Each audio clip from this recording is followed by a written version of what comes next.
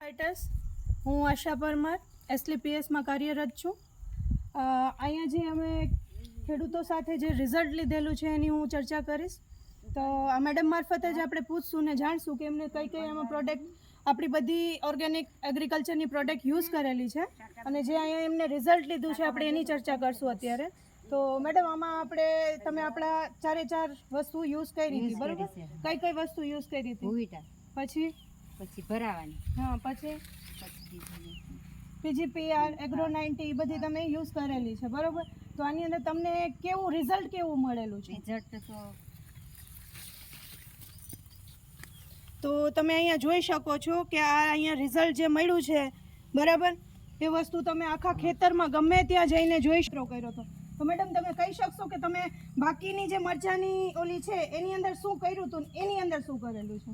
આમાં કંઈ યુઝ નથી કરેલું, આમાં યુઝ ભૂવિટા આપેલું છે બરોબર। એમને એક જ છોડની અંદર કે ખાલી ભૂવિટા નાખ્યું હતું, એમને ખાલી ટેસ્ટ કરવું હતું કે ખરેખર આમાં રિઝલ્ટ મળે છે કે નહીં। તો એની અંદર તમે જોઈ શકો છો મરચાંનું ઉત્પાદન થયેલું છે। એ સિવાય બાકીના જે છોડ છે એનો ગ્રોથ પણ એટલો નથી થયેલો કે એની અંદર હજી એક પણ મરચી પણ આવેલી નથી।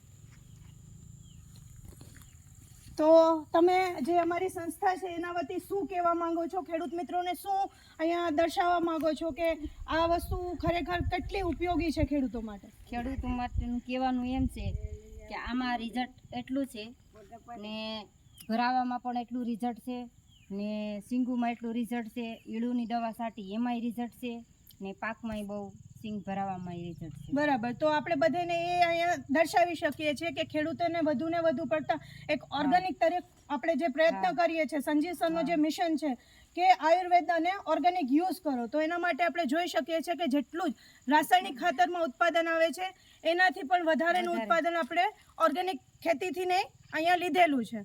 તો હું સંજીવ સરને થેન્ક યુ કહેવા માંગુ છું કે જે આપણા જે એસલીપીએસના ફાઉન્ડર છે એને આ બેસ્ટ પ્રોડક્ટ બનાવી છે।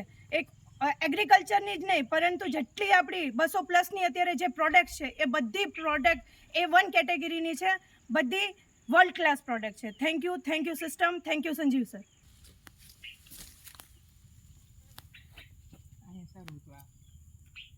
હા સર, આમાં મસ્ત, આમાં નથી સર, આમાં છે 25 થી 44 મણના ઉતારાય.